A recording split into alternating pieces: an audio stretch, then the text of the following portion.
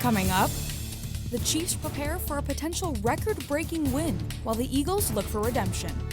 Plus, bringing Mardi Gras spirit to the big game. A special edition of NAZ Today starts now.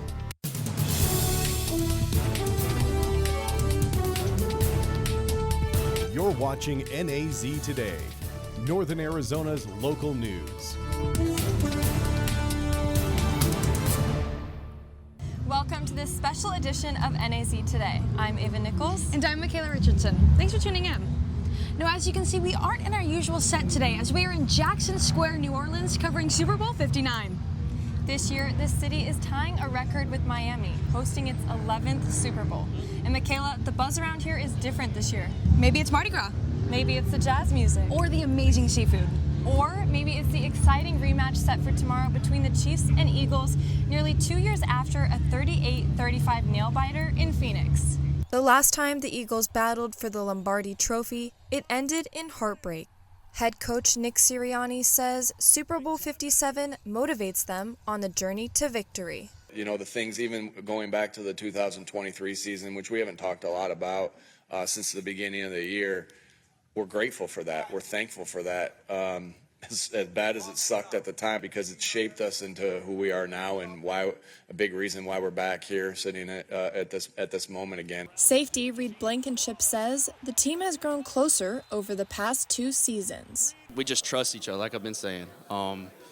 It was different in the last couple years. I just feel like we're a tighter group. Defensive lineman Josh Sweat says he thinks the formula is simple.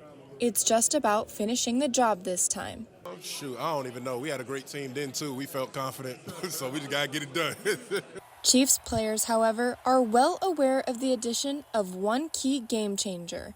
Now locates Barkley out of the backfield. Barkley slips 2 tackles and picks up the first down, jumping up in the air. They added a few new pieces, like Saquon, and so we're going to have our hands full. They're a great team. The Chiefs are on the brink of history, possibly becoming the first team to win 3 straight Super Bowls. But head coach Andy Reid says the focus remains the same. You can get really caught up in all this, and you can't get too far from what's real, and that's playing the game.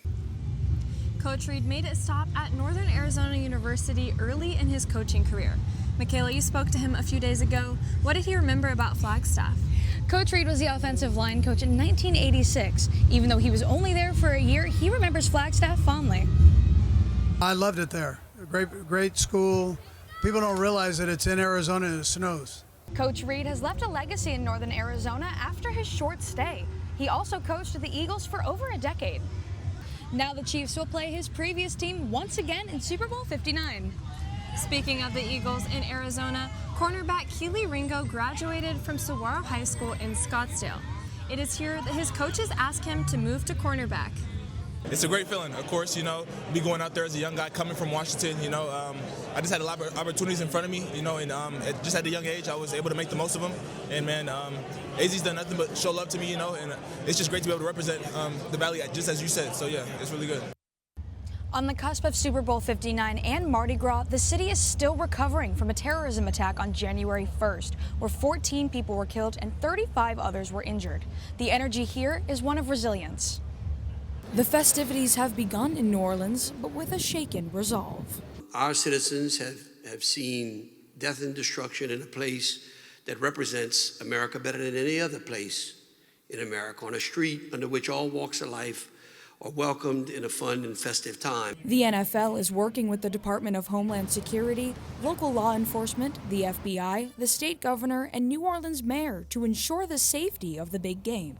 We have reviewed and re-reviewed all the details of what happened on January 1. We have reviewed and re-reviewed each of our roles within the overarching security plan, and we have reassessed and stress test our timing, our communication protocols, our contingency measures, and our emergency response plans multiple times over the past several weeks. Since the attack, an increased presence of city and state police, barriers on the roads, and National Guard troops are noticeable, especially around the Superdome and French Quarter. We've been to New Orleans before, but I have never seen this much security on Bourbon Street before. Matter of fact, when we were walking up by Pat O'Brien's, we saw Homeland Security. Grimes says the increased security made her feel safer after the attacks. She says the city's mood toward the upcoming events is inspiring. I love their perseverance and how they don't let anything stop celebration. And the Super Bowl is a celebration. It's one of the biggest, sporting events in the United States. And so, I thought, no, you push forward, you push on.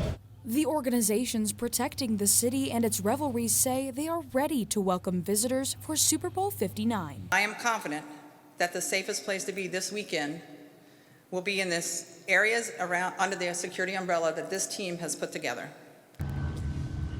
Now, families of the victims say that they do not want their loved ones' lives to be lost in vain. Though New Orleans is still recovering, the city and the celebrations will go on. And Michaela, we've seen that all week long. NAZ Today's Reese Clark is in the French Quarter to show us the heart of New Orleans. Thanks, guys. This is my first time in New Orleans, and it's full of culture. I had the opportunity to explore the city and see all it has to offer. From the music, to the lights, to the food, New Orleans is the ideal host city for Super Bowl 59. So ideal that the Big Easy is now tied for most Super Bowl hosts with 11. I really like the city. People is really nice. The culture of New Orleans, music everywhere. It's a live city. The music and the art aren't the only gifts that come from New Orleans culture. When we come together, we're stronger together. And so let this be a real testament, not only of our faith, but how we are stronger and united. The foundation of the city is its people. Now they all gather ready to host Super Bowl 59 and showcase their culture of togetherness. I feel like everyone is really close. Like everywhere you go, like even if you don't know that person, they'll be like saying, "Hey, how are you?" So people is really close, I feel. I've really enjoyed my time here, from the music to the food. I will definitely be coming back. For now, back to you guys in Jackson Square. Thanks, Reese. What an incredible city.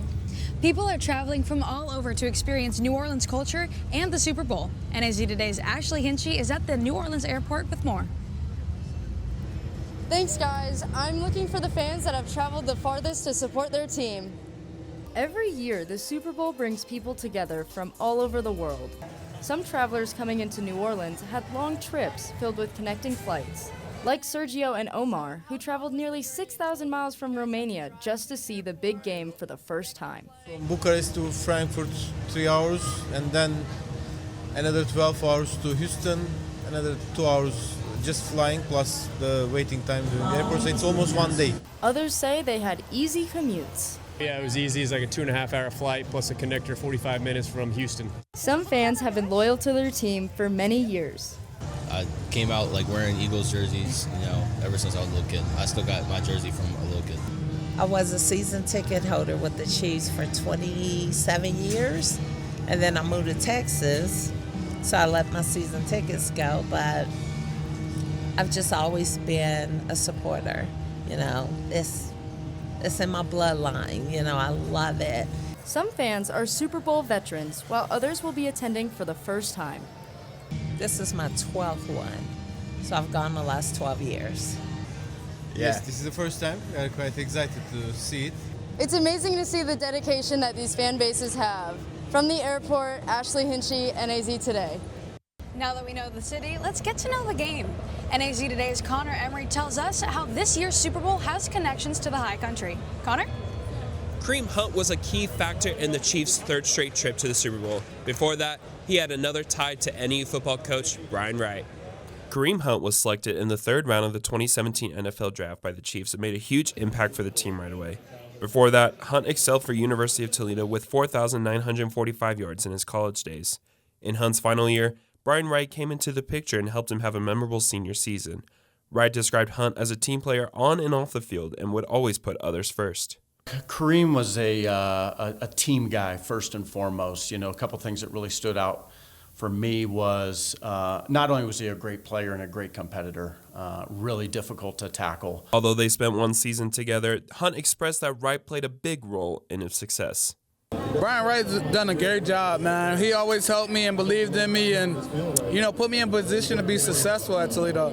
My senior year is probably, one of my best seasons there, and I give a lot of credit to him and Coach Candle for that. Terry Swanson, Hunt's backup at Toledo, has followed Wright to NAU as the running backs coach. Wright said that the duo was an ultimate threat in his first year at Toledo, which holds a special memory for him years later. What a dynamic backfield we had with Kareem and Coach Swanson back there. We had a great group there and a great team, a great offense, and it was certainly special to be there at that time with all those guys. Hunt knew that Swanson would be a coach one day and is proud of his old teammate for the tremendous work he's done over the years. I'm so happy Terry's coaching because he was a heck of a football player, man, with me, and just a guy that, he pushed me to be who I am together. He always, he would take playing time for me if I wasn't doing my job or, performing in the way I should. And I got a lot of respect for Terry, and I know he's a great coach because how much he loves the game of football. There won't be any Lumberjacks in this year's Super Bowl, but there are several FCS players who are looking to hoist the Lombardi Trophy this Sunday. While most NFL players come from powerhouses, there are those who played in smaller schools. In recent years, the Eagles have added key players to their team that have come from the FCS level. Safety Reed Blankenship values his time with Middle Tennessee State, even though he went undrafted. I think that the biggest difference between, FCS and FB, like the big Power 5 schools, would be the O-line and D-line. The skill players is, I'd say, pretty much the same. But I played talented offenses before, especially at MT, and coming here, I had a good kickstart, a really close relationship with my DC. Another Eagles safety, Tristan McCollum, picked up an FCS title with Sam Houston State his junior year in 2020. McCollum says that there's a brotherhood among the FCS players in the NFL. You go to FCS, usually guys and know those guys, and it's a big family when it comes to those guys because we come from smaller schools, similar backgrounds. But man, it's been a grind and it's been a blessing to get this far. And once you enter the league, you see how much people actually have came from the FCS level. It's a good amount of guys. While Blankenship and McCollum were undrafted out of college, the Eagles used a second-round pick to select tight end Dallas Goedert from South Dakota State. Despite the recent trend for standout FCS players to transfer to bigger programs, Goddard says there are benefits to staying at an FCS school. I think it really benefited me staying at the FCS level. I was a big part of the offense. I got a lot of targets. I was comfortable with the scheme that we were in. I was able to do it all there. So you go to another school, and you just don't know how the coaches are going to use you. You don't know the connection you're going to have with the players. So I think if you just play good football wherever you're at, they're going to find you, and you'll have great success at the next level as well. Many players have said it's helped having veteran leadership from Brandon Graham. The lifelong Eagle could be playing in his final game while battling back from injury. While Brandon Graham is not confirmed to play in Super Bowl 59, he still has played a huge part for the organization. Originally, he announced his retirement at the start of the season. Things took a turn when he injured his triceps late in the regular season and was ruled out for the remainder of the year. Now, Graham gets the chance to face his old coach once more, as he is the last remaining Eagle player during Reed's time in Philadelphia. Just from being with him and to see the success he's had since he's left Philly, I've been rooting. And in order for you to get it, you got to go through the best, man. And so I'm hoping for this Sunday that we can go out there and we can beat him in his chess match. As for Coach Reed, it's always a pleasure getting to face Graham, who admires his career as it nears an end. I think the world of him. I think he's had a phenomenal career. Came out of Michigan. It was a high draft pick for us. So I just and he's a great kid, phenomenal kid. So if it's his last game, he'll do great when he's done. But if he keeps on playing, he'll probably do great there too. Many Eagles players have spoken on how much Graham means to the team and defense overall for this Sunday's match. I'm so excited to have him back. He mentioned it before the NFC Championship game that he was going to have the opportunity to play if we won. So nobody that's worked harder, who's played more games, who's spent more time in the Eagles uniform to him. Yeah, it would mean a lot. I mean, he's been working his butt off to get back, and when he went down, it was so sad. I mean, he's a leader. He's the voice of this defense. He gets guys going, and it's hard to replicate that. It would mean great, you know what I'm saying? He's a leader of our defense, leader of this team. BG's, man, he just gets us going, man. He's a great guy, man. He helped me become a better leader than what I am today. It would be a storybook ending if Graham concludes his career with confetti in the air. Connor Emery, NAZ Today. Back to you guys. Thanks, Connor. Now, Ava, you got to get up close and personal with a few of these players. What was that like? It was super fun. At opening night, I asked a few what they knew about the Big Easy. What's the capital of Louisiana? New Orleans. New Orleans? I mean, I have no clue. I don't got a clue. Yeah, I have no clue. New Orleans? New Orleans? Here? Baton Rouge. Son of a gun. Baton Rouge? Baton Rouge. Nice. How many Super Bowls has New Orleans hosted? 7 or 9? I think 7. We're about to be 8. 9, about to be 10. I would like to say 4. 3. 4. They have hosted the most, and I think it's 6. Oh, more? 9? Is it double digits? For real? 11. Nice shot. You're the first person to get that. Do you know what Mardi Gras translates to? Something about death, right? A beaded celebration. Party. Kind of party. Party day. Mass. Well, in French, magical. I mean, it's more mass. Fat Tuesday. You're the first person to get that. Really? Nice. I swear. It's French, yeah. Yes. Yeah. And do you know where the first Mardi Gras was held in the U.S.? Not here? Was it not Louisiana? Was it in Louisiana? Where? Yeah, it was in California. I don't know. I actually don't know. Mobile, Alabama. You would never think that. Oh, well, I don't know. Alabama? Alabama? Okay, last one. Do you know where the first Mardi Gras was held? Mobile, Alabama. How did you know that? I went to the Senior Bowl, and that's in Mobile. There you go. Okay. People aren't just here for the game, they're here to experience the food as well. New Orleans is known for its eclectic taste. Michaela and I are off to try some staples. Come with us. Hi. How are you, ladies? Good. How are you? What you have inside? Can we have 2 cafe au laits and order beignets? And one order beignet? Yes. All right. $13.75, sweetie. Remember to bring cash. Cash only. Ready to go, girls. Thank you. Your drink is coming right up. Girls. Awesome. Thank you. Yeah, have a wonderful day. Thank you. You Thank too. you. Are we ready to try it? Yeah. All right. Cheers. Hot. Scorching hot. Make sure to wait. As somebody who usually likes a lot of cream and sugar in their coffee, this is perfect after. Yeah, it is. Time for the beignets? Yeah. Time for the beignets? Ready for the reveal? Fantastic. They're steaming. Okay, let's cheers it. Cheers. Cheers.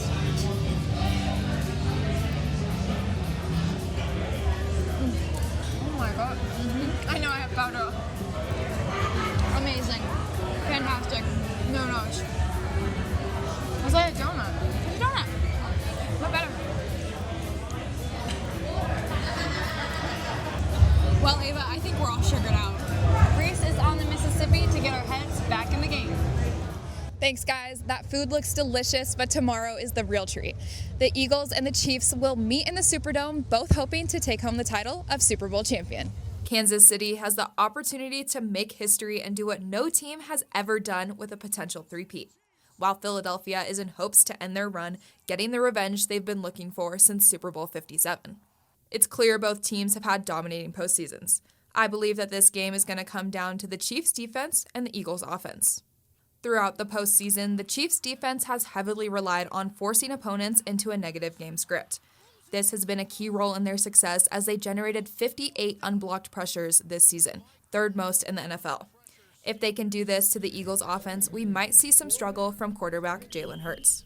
While on the topic, the Eagles' offense has clearly been one to watch this season.